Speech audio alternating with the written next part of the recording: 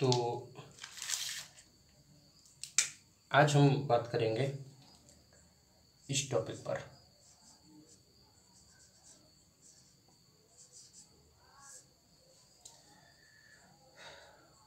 Maximum लोगों की common problem, आलस्य। इसका एक बेसिक कॉन्सेप्ट ये है कि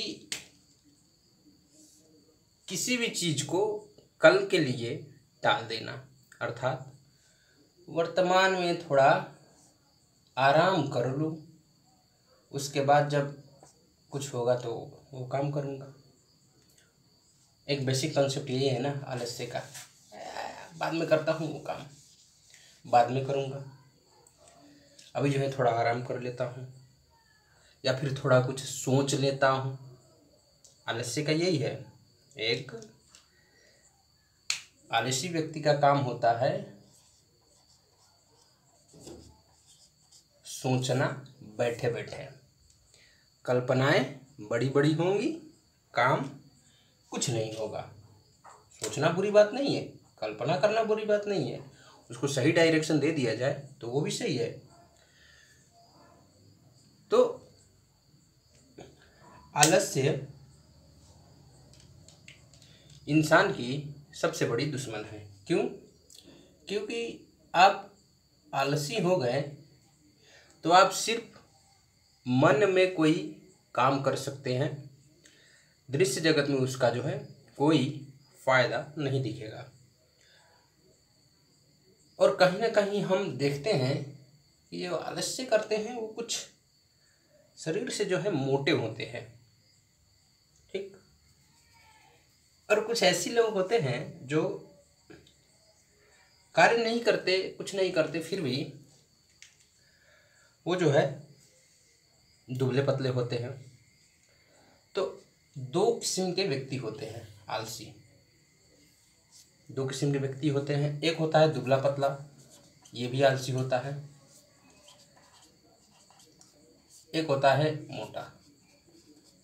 दोनों का डिफरेंस समझिए।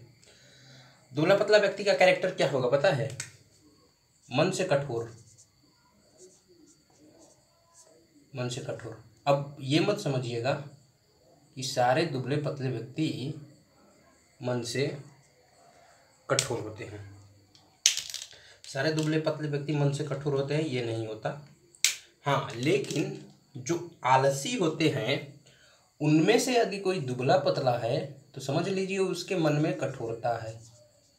अभी क्यों मैं बोल रहा हूँ ये अभी आपको बाद में पता चलेगी। मोटा व्यक्ति ये थोड़ा नरम दिल का होगा।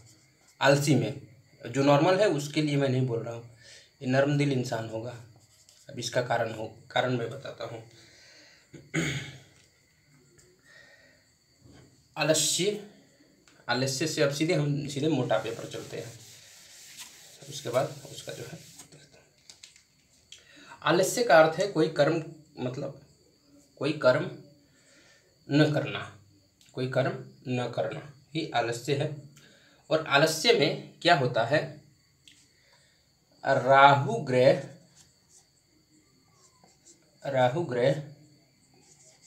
मंगल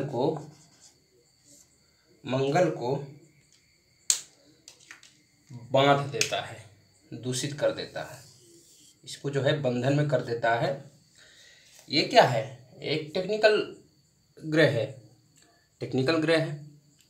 राहु दिमाग चलाता ज़्यादा है, राहु दिमाग ज़्यादा चलाता है, मंगल शरीर ज़्यादा चलाता है, ठीक। तो क्या होता है कि राहु जो है ये दुबला पतला कठोर व्यक्ति है। ये दुबला पतला कठोर व्यक्ति है और ये इसको बांध देता है। बात समझ गए? और कोई व्यक्ति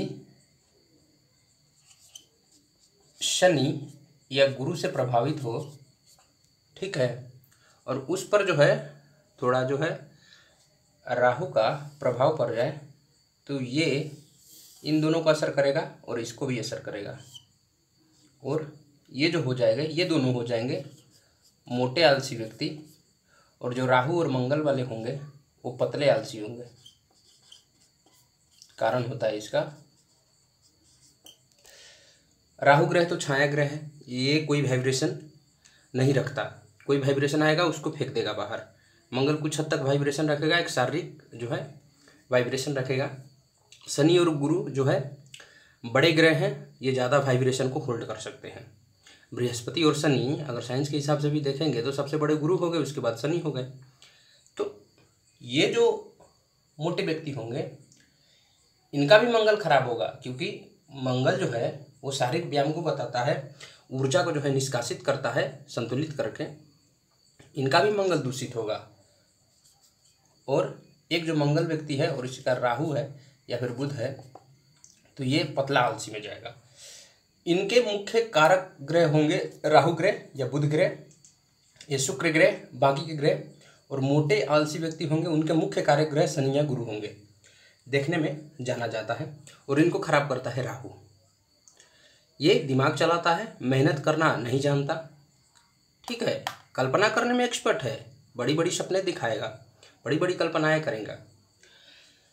मैं ये नहीं कहता कि राहु ग्रह खराब है, इसको अगर हम सही दिशा में ले जाएं तो जो है ये अच्छी कार्य जो है कर सकता है। कारण मतलब किस प्रकार के कार्य, तो आप देख सकते हैं बुक राइटिंग,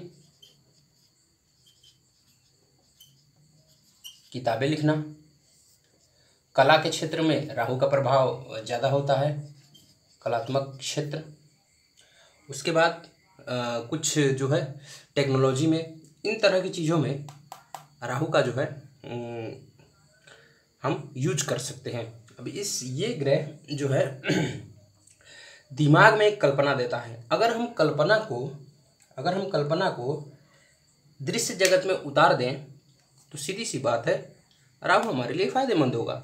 और दृश्य जगत में उतारने के लिए इनका आवश्यकता होता है। अगर राहु मंगल को खराब करके इनको दूषित नहीं किया है, मंगल भी अच्छा है और राहु भी अच्छा है, तो फिर वो व्यक्ति बुक राइटिंग में जाएगा, कला में जाएगा, डायरेक्शन में जाएगा, उसके बाद फिल्म डायरेक्शन में जाएगा, कोई इनोवेशन में जाएगा। ये अगर मंगल को सही रखा जाए, व्यक्ति रोज व्यायाम करता है, क्रोध पर जो है नियंत्रित रखता है, तो फिर वो इसको जो है अच्छी तरह से बैलेंस कर सकता है। जिनके ग्रह में राहु स्ट्रोंग है, डर रहता है ये सारे ग्रह को खराब करने का। कहीं ना कहीं आप जानते हैं हमारी राहु अच्छे हैं और इन्होंने लगभग हमारे ये सारे ग्रह खराब किए हैं। सबसे पहले तो हम गुरु प्रभावित व्यक्ति हुए, उसके बाद शनि की महादशा चल रहे हैं, ये हमारे कर्म को खराब किए। हम इस तरह के व्यक्ति हो गए थे, मोटे आलसी। वेट मेरा सबसे मैक्सिमम 105 kg तक हो गया था। बाद में फिजिकल एक्सरसाइज किया, फुटबॉल खेला, 84 तक आया था। फिर दोबारा से जो है रिवर्स हुआ था एक बार, और फिर से हम मोटे हो गए थे, और फिर से अभी की अवस्था में हमारा बॉडी बैलेंस स्टेट पर है। तो कहीं ना कहीं शरीर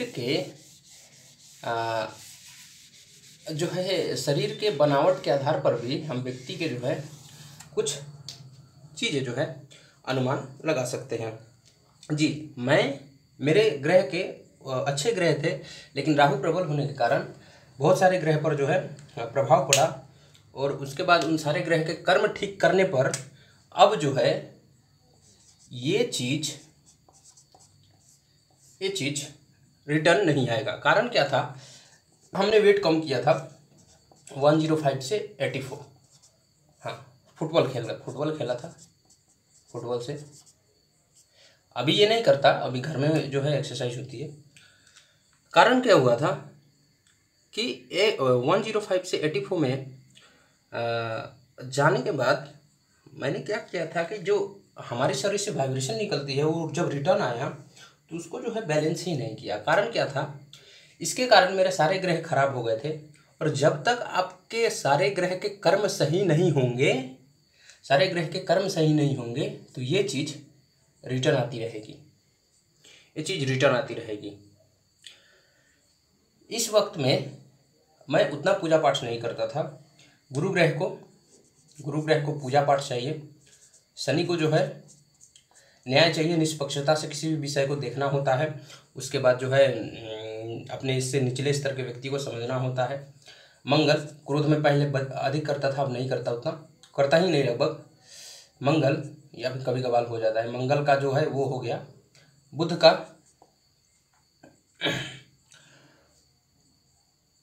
कुछ जो है उल्टे सीधे चीज़ पर मैं दिमाग लगाता था, अभी जो है इस तरह की नॉलेज में दिमाग लगाता हूँ। और बाकी के ग्रह में भी थोड़ा थोड़ा जो है विकार था। तो बाद में सारे ग्रह के जब कर्म जो है सुधारने के बाद जो है मेरा ये रिटर्न होने का चांस जो है नहीं है। मैं असमंजस में पड़ गया था, मैं बार बार वेट कम कर रहा हूँ, फिर ये रिटर्न क्यों आ रही हैं। और फिर ग्रहों के स्तर पर गया तो कारण मुझे मिला वो, जब तक हम अपने कर्म नहीं सुधारेंगे तब तक जो है हमारा शरीर बैलेंस नहीं होगा। अब चलते हैं मोटे व्यक्ति पर। एक मोटा व्यक्ति आज इस तरह का चित्र बनाता हूँ। एक मोटा व्यक्ति के अंदर क्या होता है पता है? मैं पहले ही बोल चुका हूँ, ये व्यक्ति रियलाइज ज़्यादा करता है। किसी भी घटना के दोषी में ये फट से अपने आप को दोषी मान लेता है। ये अपने आप को दोषी मान लेता है। फिर क्या होता है, इन्वायरमेंट में जो ऊर्जा होती है, जो ध्वनि होती है या जो वाइब्रेशन होती है, मैं आपको पहले ही बता चुका हूँ, इस तरह के वाइब्रेशन छोटे छोटे हमें दिखते नहीं हैं। ये एक माइक्रो लेवल की जो चीज़ें हैं, जिनके केतु स्ट्रांग है वो उन वाइब्रेशन को जो है महसूस कर सकते हैं। आप जो ये महसूस होता है ना, कुछ होने वाला है, कुछ मतलब घटना घटने वाली है, उनके जो है केतु स्ट्रांग होते हैं। हमारे जो इन्वायरमेंट में होता है, हमारे जो अस्तित्व में होता है, नेचर में होता है, वाइब्रेशनल लेवल पर जो है घटना का निर्माण हो चुका होता है। और जिनका केतु स्ट्रांग होता है वो पहले ही इन वाइब्रेशन को पकड़ लेते हैं और उनको पता चल जाता है कि कुछ किसी घटना जो है, किसी प्रकार की घटना होने वाली है। तो सीधी सी बात है, ये जो वाइब्रेशंस है किसी घटनाक्रम का, तो जब कोई घटना घटेगा तो उसमें दोषी जो है मोटा व्यक्ति अपने आप को मान लेगा और ये सारे वाइब्रेशन इसके शरीर के अंदर में जाएंगे। और क्या होता है कि जब कोई घटना घटता है तो सीधी सी बात है, बुरा घटना घटेगा तो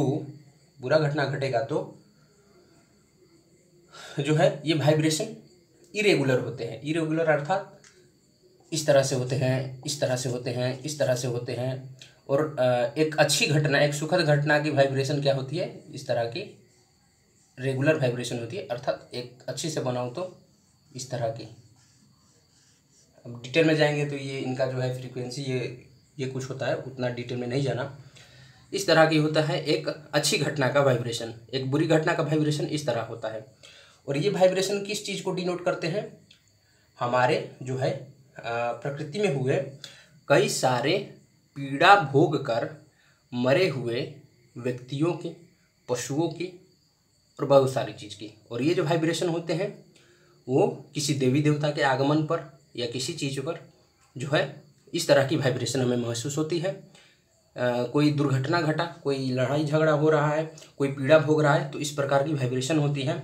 उस घटनाक्रम में जो भी व्यक्ति मरे हुए होते हैं उनकी श्वास या उनकी पीड़ा, मान के चलिए कोई बीमार होकर मरा है तो वो तो रोया होगा, उसके बाद चिल्लाया होगा पीड़ा के मारे, दर्द के मारे। तो वो सारे वाइब्रेशंस कहाँ हैं, हमारे प्रकृति में है, हमारे अगल बगल ही है। अगर कोई व्यक्ति आपके अगल बगल में मर जाता है तो उसको ले जाकर जो है उसका तो शरीर तो चला गया, लेकिन उसके शरीर से निकली हुई ऊर्जा कहाँ है, तो वहीं इन्वायरमेंट में है। और जहाँ पर उस तरह की व्यक्ति की मृत्यु होती है वहाँ पर झगड़ा होता है।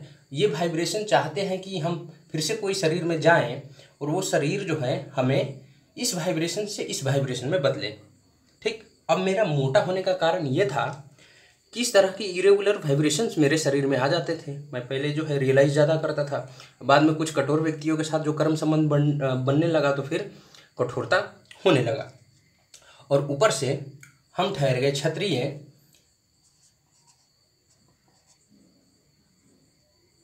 ये हमारा सरनेम है, तो सीधी सी बात है एक क्षत्रिय के अंदर कठोरता तो होनी चाहिए। तो जब हम कठोर बन गए तो जो है इन वाइब्रेशन को, इंसान पर तो कठोरता जो है गलत कर्म करने वाले इरेगुलर वाइब्रेशन के ऑरा वाले व्यक्ति है तो उन पर तो जो है डायरेक्ट या इनडायरेक्ट तो हो ही जाएगा अपनी अस्तित्व के हिसाब से, अपनी जो है भगवान जिस तरह से व्यवस्था करते हैं उस हिसाब से। लेकिन ये इरेगुलर वाइब्रेशन पर भी मुझे कठोरता बरतना होता है। ये इरेगुलर वाइब्रेशन क्या करते हैं, आज ही की बात है, एक्सरसाइज करने से जस्ट आधे घंटे पहले आलस्य मेरे शरीर को जकड़ लिया, आलस्य मेरे शरीर को जकड़ लिया और मुझे पता है ये आलस्य इरेगुलर वाइब्रेशन है। अब मैं क्रोध करके इन सारे इरेगुलर वाइब्रेशन को तोड़ के इस वाइब्रेशन में चेंज कर देता हूँ। और दूसरा काम क्या होता है, सुबह जब पूजा पाठ करता हूँ तो स्पष्ट रूप से एक ब्राह्मण जिस तरह से मंत्र उच्चारण करते हैं उस तरह से जो है मैं मंत्र उच्चारण करता हूँ और इस प्रकार के वाइब्रेशन आते हैं मेरे शरीर के पास और इन सारे को थोड़ा क्रोधपूर्वक, थोड़ा उच्च स्तर के आवाज़ में जो है मैं मंत्र उच्चारण करता हूँ, स्तोत्र पाठ करता हूँ, तो ये उस समय इनमें चेंज हो जाते हैं। इरेगुलर वाइब्रेशन यानी प्रकृति में हुए पीड़ादायक वाइब्रेशन को कोई व्यक्ति जिसका शरीर अच्छा है, जो रेगुलर व्यायाम करता है, वो पीड़ादायक वाइब्रेशन को एक सुखद वाइब्रेशन में बदल सकता है। ये भी क्या है, पीड़ादायक व्यक्ति मरता है तो उनके भी श्वास के छोटे छोटे टुकड़े हैं। ये मैंने बोला था कि एक देवी देवता एक छोटा सा श्वास है, तो सीधी सी बात है उसका वाइब्रेशन ये है। और ये जो पीड़ादायक है या प्रेत बोलिए या इसको असुर बोलिए, मैं पहले ही बता चुका हूँ, वो भी छोटे छोटे श्वास है। तो इस तरह के श्वास जो है मैं अंदर लेता हूँ पूजा पाठ करते वक्त। थोड़ा सा जो है उच्च स्तर में जो है पाठ होता है, जैसे कि शृणु देवी प्रवक्ष्यामि कुंजिका स्तोत्रमुत्तमम, इस तरह से। तो इस तरह से जब बोलता हूँ थोड़ा उच्च स्तर में तो इस तरह के वाइब्रेशन में चेंज हो जाते हैं, इस तरह के वाइब्रेशन में चेंज हो जाते हैं। तो ये जो है रेगुलर वाइब्रेशन में हो जाते हैं। पहले मैं मोटा था और कहीं ना कहीं ये मुझे मोटापा होने का और उसके बाद ये पतला होने का और ये सारे चीज़ समझने का एक खेल ही था। कारण हमारे घर में कुछ पितृदोष थे। पितृदोष का अर्थ होता है कि कोई व्यक्ति पीड़ा भोग कर मरा है और उसके पीड़ा को समझने वाला व्यक्ति नहीं था। वास्तव में हमें हर पीड़ा को नहीं समझना, पीड़ा को तो अब समझना ही नहीं। पितृदोष में क्या होता है कि व्यक्ति अगर कोई मरता है हमारे घर में तो चाहता है कि हमारे पीड़ा को कोई समझे, पीड़ा को समझे और उसको ठीक करे। एक हीलर की आवश्यकता होती है। पीड़ा को समझने का अर्थ है इस तरह की वाइब्रेशन को इस तरह में बदलना। एक आध्यात्मिक व्यक्ति ये कर सकता है जो रोज का रोज व्यायाम करता हो, पूजा पाठ करता हो, एक जो है स्वस्थ जीवन शैली जो अपनाता है वो इन तरह के वाइब्रेशन को इस तरह में चेंज करते हैं। ये कोई बड़ी बात नहीं है, ये सभी लोग करते हैं जो कि एक बैलेंस लाइफ जीते हैं, वो इस चीज़ को इसमें बदलते हैं। जो व्रत करते हैं, जो एकादशी के व्रत करते हैं, नमक छोड़ते हैं, वो सारे के सारे व्यक्ति यही कर्म करते हैं। कहीं ना कहीं आप सुन रहे होंगे तो आप भी यही कर रहे हैं। मैं बता रहा हूँ तो इसका अर्थ ये नहीं कि मैं कर रहा हूँ आप नहीं कर रहे हैं, आप ये कर रहे हैं, बस मैं बता रहा हूँ कि ये इस तरह से होता है। बात समझ रहे हैं। अगर आपको पूजा पाठ करने पर कोई देवी देवता महसूस होते हैं, किसी तरह की अनुभूति होती है, तो आप सीधी सी बात समझ जाइए आपने किसी के पीड़ा को हर कर उसको जो है एक अच्छी जो है एक पीड़ित वाइब्रेशन को एक अच्छी वाइब्रेशन में बदल दिया। हमें जो है इसको ठीक करना होता है। कोई व्यक्ति पीड़ा से क्यों मरता है, कोई व्यक्ति दुख क्यों भोगता है, सीधी सी बात है उसके स्वस्थकर जीवन शैली नहीं होंगे, उसके ग्रह के अनुसार से जो है कर्म सही नहीं होंगे। कारण तो वही है ना, अगर आपके ग्रह गोचर खराब हो गए, उसके अनुसार से आपने कर्म नहीं किया तो सीधी सी बात है वो वाइब्रेशन के रूप में आएंगी और खराब कर्म होने के कारण आपको जो है कर्म फल भोगना होगा। अब आते हैं आलस्य पर। थोड़ा सा जो है हमने क्रोध के कुछ कार्य किए थे तो उसका जो है आज वाइब्रेशनल लेवल पर आ गया था, मेरे शरीर में आलस्य हो गया था। उसको चीरने के लिए जो है आलस्य पर क्रोध करना पड़ा मुझे और फिर जो है उसके बाद एक्सरसाइज किया, उसके बाद ठीक हो गया। तो कुछ इस तरह से होता है। हाँ, तो अब आते हैं पतले और मोटे व्यक्ति पर। जो कठोर व्यक्ति होते हैं, आलसी में कठोर व्यक्ति, वो क्या करते हैं, रियलाइज करेगा ही नहीं। अगर आप रियलाइज नहीं करते तो ये श्वास, ये इरेगुलर श्वास आपके शरीर के अंदर जाएगा ही नहीं। ये व्यक्ति ज़्यादा मोटा नहीं होता। लेकिन आप एक रियलाइज करने वाले व्यक्ति है तो ये इरेगुलर श्वास आपके अंदर जाएगा और सीधी सी बात है ये इरेगुलर श्वास अगर किसी पीड़ित व्यक्ति का है तो वो आपको वो पीड़ा भोगने पर मजबूर करेगा, आपको आलस्य देगा। आलस्य के बाद अनेक बीमारी होगी। हर एक बीमारी होने के बाद आप वही पीड़ा भोगेंगे और सीधी सी बात फिर आप ये बन जाएंगे और किसी और को पीड़ा देंगे। तो आलस्य पर क्रोध करना आवश्यक है। अगर आलस हो रहा है, देखिए अगर शरीर अस्वस्थ स्थिति पर है तो उस वक्त जो है शारीरिक व्यायाम मत करिए, या जो है शरीर जो है अस्वस्थ होता है तो उस अवस्था में मत करिए। लेकिन ये इतना एडवांस जो है ये दिमाग लगाता है, काम करने से पहले आपको बीमारी होने का फील करा देगा, लेकिन वो बीमारी नहीं होता, एक फेक बीमारी क्रिएट कर देता है ये। जैसे थोड़ा सा ज्वर हो गया, ये हो गया, वो हो गया। तो जब तक कंफर्म ना हो, एक शंकास्पद लक्षण दिखे तो उसको बीमारी मत समझ लीजिएगा। ये राहु है। आज सुबह क्या हुआ था, मुझे जो है थोड़ा इसकी शंका हो गई थी, तो नहाऊं या ना नहाऊं, उसके बाद जो है पूजा पाठ करूं या ना करूं, कहीं स्वास्थ्य बिगड़ेगा कि। मुझे इसका जो है उल्टा सीधा काम पता है। तो मैंने कहा शरीर तो मेरा गर्म हुआ नहीं, और रही बात फीवर हो जाता है तो बाद में पैरासीटामोल ले लूँगा। फिर जो है नहाया धोया, कुछ नहीं हुआ, बात खत्म। ये बहुत है, ये फेक क्रिएशन कर देता है। काम करने से पहले आपको ऐसा फील कराएगा कि आप बीमार हैं, उसी बहाने ये जो पीड़ित है इनमें राहु का प्रभाव अधिक होता है। जहाँ पीड़ित वाइब्रेशन होगा इसमें राहु का प्रभाव अधिक होता है। राहु एक पाप ग्रह है, एक असुर ग्रह है, और कहीं ना कहीं ये एक प्रेत होते हैं या एक जो है असुर होते हैं, छोटे छोटे श्वास, तो इनमें राहु का प्रभाव अधिक होगा। और कहीं ना कहीं अगर आप सुबह पाठ करेंगे और शक्ति पूजन में मंगल ग्रह का जो है, देवी पूजन में मंगल ग्रह का जो है एक स्थान होता है। हम जो है उच्च स्तर पर मंत्र उच्चारण करते हैं तो ये मंगल जो है हमारे एक्टिवेट होते हैं, और कुछ देर हमें जो है आराम करना होता है, क्योंकि ये राहु मेरा जो है अहंकार बढ़ा देता है। इन तरह की वाइब्रेशन को तोड़कर मैं जो है वैदिक पाठ करता हूँ तो अहंकार बढ़ा देता है।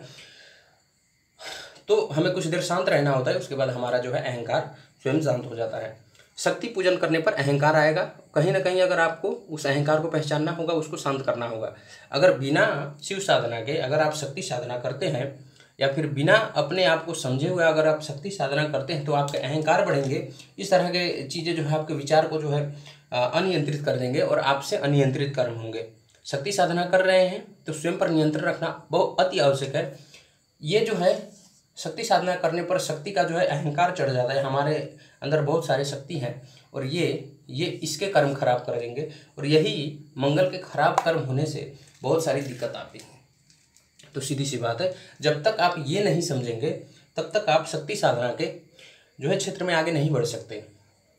लोग बोलते हैं कि कोई देवी देवता आकर हमें कुछ अनुभूति कराकर चले जाते हैं, तो कई सारे व्यक्ति उनको जो है परीक्षा के रूप में लेते हैं। देखिए, मैं बोलता हूँ देवी देवता जब तक इसको जो है आप बैलेंस नहीं करते, इसको जो है आप बैलेंस नहीं करते, इसको जो है आप बैलेंस नहीं करते, ये 3 ग्रह बैलेंस नहीं करते, तब तक आपके पास आएंगे ही नहीं। और परीक्षा जो आप बोलते हैं वो समझने वाली बात ये है कि जैसे ये तीनों ग्रह के कर्म संतुलित हो जाएंगे, आपके परीक्षा समाप्त, फिर आपको वापस जो है देवी देवता आने लगेंगे। अब सबको तो वाइब्रेशनल लेवल का जो जानकारी होता नहीं, तो इंसान किस तरह से समझेगा, उसी तरह से जो है हमारे ऋषि मुनियों ने एक जो है समझाने के लिए एक प्रथा बनाई। तो ये जो बोलते हैं कि कोई देवी देवता हमें अनुभूति कराए, उसके बाद 2-4 साल जो है हमसे दूर रहें और फिर वापस से आ गए, सीधी सी बात है। उस अवस्था में उस देवी देवता का कार्य जो है शनिदेव ले लेते हैं, और शनिदेव आपको सिखाने लगते हैं कि किस तरह से इन ग्रहों का जो है कर्म बैलेंस किया जाए। और फिर उसके बाद जैसे ये बैलेंस होता है, शनिदेव बीच में से हट जाते हैं और देवी देवता चले आते हैं, देवी देवता चले आते हैं। लेकिन क्या होता है, कभी कभार शनिदेव को हटाना भी पड़ता है, और शनिदेव को हटाने का काम मंगल करते हैं या राहु करते हैं।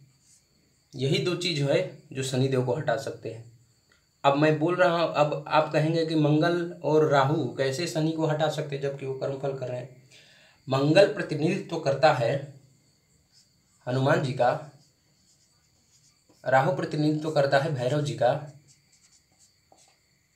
शनि कहीं ना कहीं आपको कर्मों के डर दिखाते हैं, अगर ये कर्म करोगे तो ये भोगोगे। हनुमान जी मन में डर नहीं रखते, भैरव जी मन में डर नहीं रखते। तो इमरजेंसी कंडीशन में शनि को हटाना आवश्यक होता है। तो शनि को हटा दिया जाता है। अगर आप हनुमान जी और भैरव जी को जो है पूजते हैं तो वो किसी तरह से जो है आपके कर्म को जो है जल्दी बैलेंस करेंगे। शनि अगर आ जाते हैं बीच में तो धीरे धीरे जो है आपके कर्म बैलेंस होंगे। तो कभी कभार शनि देव को जो है हटाया जाता है। कहीं ना कहीं इसका जो है रामायण में भी प्रसंग है कई सारे। रावण ने भी स्वयं अपने उच्च स्तर के विद्या द्वारा कहीं ना कहीं राहु एक, अगर आप रावण की चेतना की बात करेंगे तो वो एक भैरव जैसे थे, मृत्यु से नहीं डरते थे। एक भैरव चेतना एक भैरव का होता है, जो भय को जीत लिया हो वो भैरव होता है। अब भैरव भगवान काल भैरव ये जो है जो उस चेतना के उच्च स्तर के जो है देवी देवता हो गए। मान के चलिए अभी की स्थिति में आप हमको ये बोल सकते हैं मैं भी एक भैरव की चेतना को जो है पार कर चुका हूँ। कई सारी मृत्युदायक घटना, कई सारी जो है एक क्या बोले, बहुत सारी खतरनाक अवस्थाओं को पार करने के बाद हमें ये पदवी मिला एक भैरव जैसा जो है। और कहीं ना कहीं हमने इनका कर्म छोड़ दिया तो ये जो है हमारे सुसुप्त अवस्था में है। तो ये दोनों को जो है हमको बैलेंस करके चलना होता है। और साधना में जो तंत्र विद्या में या किसी चीज़ में आ जाते हैं, जब उन्हें मृत्यु का भय नहीं होता तो वो भैरव बन जाता है। आप जानते होंगे भैरव भैरवी क्रिया, उसके बाद कई सारी चीज़ें। भैरव एक अवस्था है, जब आप किसी भय से जीतते हैं तो आप भैरव हो जाते हैं। सभी अपने अपने स्तर पर भैरव है, सभी अपने अपने स्तर पर भैरव है। जैसे आप अपने भय पर विजय करते जाएंगे तो कहीं ना कहीं आप भैरव जो है बनते जाएंगे। राहु भय है, एक डर है, और जैसे आपने अपने डर को नियंत्रित किया, डर को समझे, आप राहु के उच्च स्तर के चेतना भैरव में बदल गए। अर्थात राहु का जो है हायर सेल्फ या राहु का संतुलित अवस्था और राहु से संबंधित देवता भैरव हो गए। और जहाँ आपने क्रोध को समझा आप एक वीर हो गए, हनुमान जी हो गए।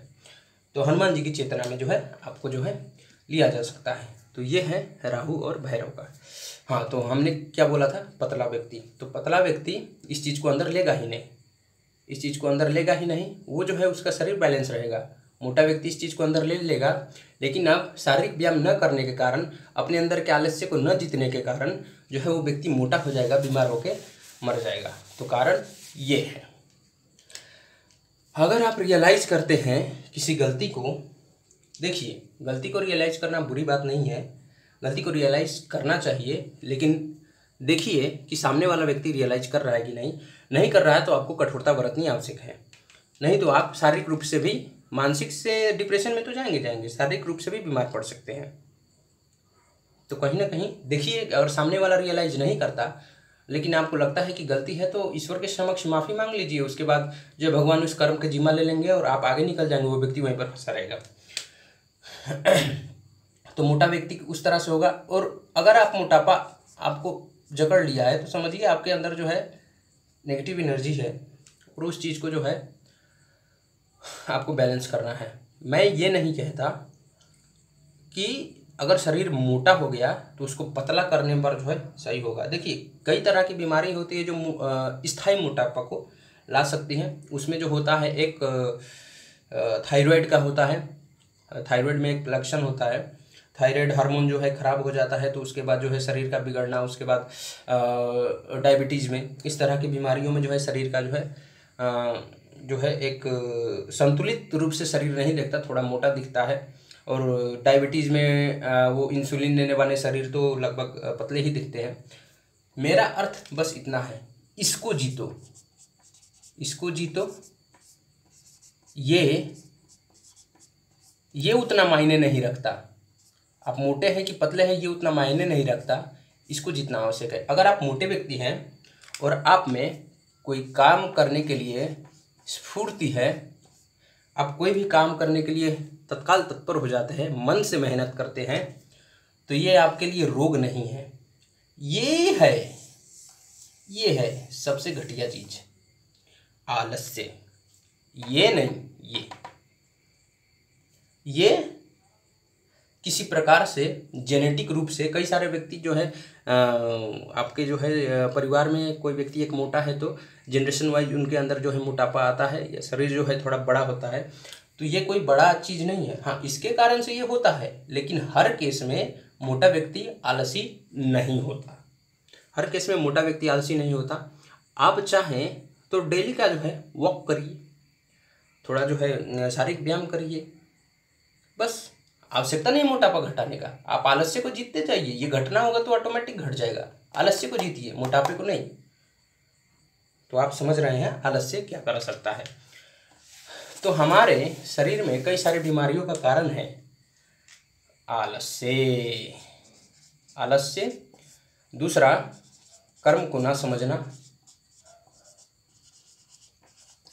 और तीसरा ये कारण होता है। अगर हम आध्यात्मिक नहीं होंगे तो हम कर्म को नहीं समझेंगे, जो हो रहा है सही हो रहा है, सही गलत में भेद नहीं कर सकते। और उसके बाद कर्म अगर हमारे खराब हुए तो राहु जो है अपना आधिपत्य जमाने लगेंगे, और कहीं ना कहीं आलस्य का मूल जड़ होता है राहु। खराब कर्म, अगर किसी के कर्म बहुत ज़्यादा खराब है तो समझ लीजिएगा उसका राहु बिगड़ गया है। और राहु जो है न कर्म को समझने देगा, ना अध्यात्म को समझने देगा, आपके अंदर नास्तिकता ला देगी। आपको जो है पूजा पाठ करने का मन नहीं होगा। जब राहु या किसी तरह के नेगेटिव एनर्जी मेरे मन में आता है कभी कभार, तो क्या होता है कि मुझे पूजा पाठ करने का मन नहीं करता, फिर भी मैं ज़बरदस्ती पूजा पाठ करता हूँ, और कुछ पूजा पाठ, कुछ मंत्र के उच्चारण के बाद वो नेगेटिविटी चली जाती है। तो राहु एक असुर ग्रह है, राहु एक असुर ग्रह है, लेकिन बाद में आकर जब वो अमृत पीने के बाद जो है उनको देवता का स्थान दिया गया है। राहु को जो है अगर आप अमृत पीने के बाद की अवस्था में रखेंगे तो वो कला, ज्ञान और अध्ययन देगा, और राहु को अगर आप अमृत पीने के पहले के अवस्था में रखेंगे तो वो पाप कर्म, आसुरी कर्म, इस तरह के कर्म जो है करवाएंगे। अब राहु को आप अमृत पीने की कला, मतलब अमृत पीने की बाद की अवस्था क्या है, तो वो है इसमें आ जाना। राहु एक अच्छा भक्त है, राहु एक अच्छा भक्त है। आध्यात्मिक होने पर इसको जो है नारेबाजी बहुत करता है, प्रेम से बोलिए श्री कृष्ण भगवान की, तो पीछे जयकारा लगाने वाले यही राहु है। बात समझ रहे हैं। जैसे आप आध्यात्मिक होंगे, राहु जो है इन तरह की चीज़ों में जो है अपना ध्यान देने लगेंगे। जैसे आप आध्यात्मिकता से हटेंगे तो इस तरह से चीज़ जो है राहु को जकड़ने लगेंगी। आध्यात्मिक होना ही राहु के अमृतपान है। अमृतपान, आध्यात्मिक और धार्मिक होना राहु का अमृतपान है। बस हमें यही समझना था। आलस्य को आप समझ गए, जीतना कैसे है, कठोरता बरतनी होगी, अपने मन पर कठोरता बरतनी होगी। जैसे आप आलस्य को जीत कर कोई कर्म करेंगे, जैसे कुछ पसीने आपके शरीर से निकलेंगे, कुछ कर्म करेंगे, जकड़न जो है शरीर से बाहर निकलेगा।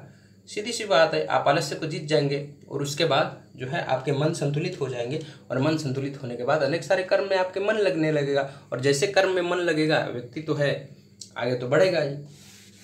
तो आलस्य हमारा दुश्मन है, लेकिन भगवान ने आलस्य बनाया क्यों?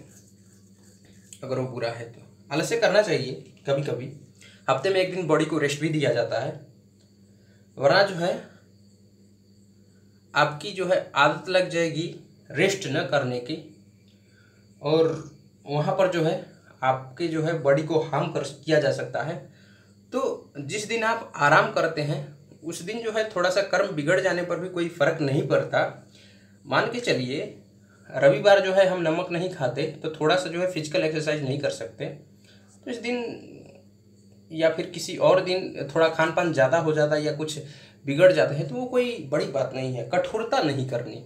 कभी कभार का जो है हफ्ते में एक दिन 10 या फिर 2 दिन जो है आप थोड़ा अधिक भोजन भी खा सकते हैं। उसके बाद थोड़े जो है अनेक तरह के जो है आलस्य भी कर सकता है। ये काम जो मैं बाद में करूँगा, लेकिन आपको उस आलस्य को जीतना होगा। फिर अगर आप रेगुलर में रहते हैं तो ठीक है, लेकिन अगर आपको आलस्य भी करना है तो आपको आलस्य को जीतना होगा। जैसे कि मैं रविवार को दिन जो है एक्सरसाइज नहीं करता, तो कहीं ना कहीं आलस्य मुझे जकड़ लेती है, आलस्य जो है मुझे जकड़ लेती है। तो सोमवार जो है मुझे एक्सरसाइज करने में थोड़ा दिक्कत होता है, या फिर किसी दिन मैं कोई हैवी कर्म हो गया या किसी भीड़ भाड़ के इलाके से आया हूँ, तो उस दिन जो है मुझे आलस्य पकड़ने लगेगी। उस दिन मुझे क्या करना होता है, मुझे अपने आलस्य को जीतना होता है, थोड़ा कठोरता करना पड़ता है, ज़बरदस्ती जो है शारीरिक व्यायाम करना पड़ता है। तो इस तरह से जो है आलस्य को जो है हमें जीतना होता है। तो आज के लिए इतना ही। आशा करता हूँ ये वीडियो आपको पसंद आई होगी। धन्यवाद।